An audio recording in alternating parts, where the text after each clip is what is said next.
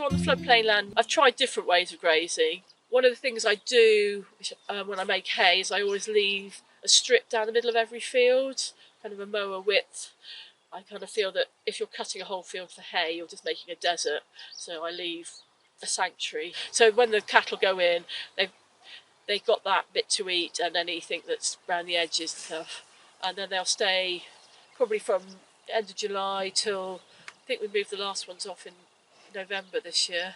So other fields that are in the floodplain, I've got other regimes in. So I've got planted what I call a wetland herbal mix, which is grasses that will cope with being flooded and also have some herbs and stuff in there.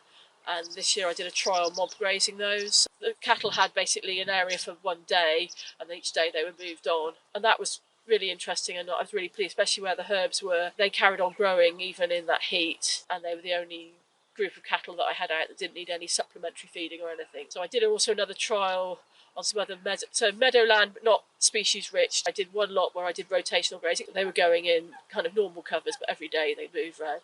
And then another lot, I just gave them a whole field.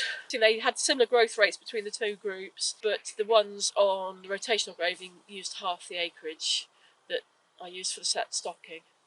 While that was happening, we did some dung beetles and fetal egg count. And actually, because we're doing the long grass grazing, we never got to an amount of worms that we needed to worm the cattle. But we did notice when we had to fly treat them that hit the dung beetles. Not as bad as we thought, but it knocked it by about 50%, and then they came back again.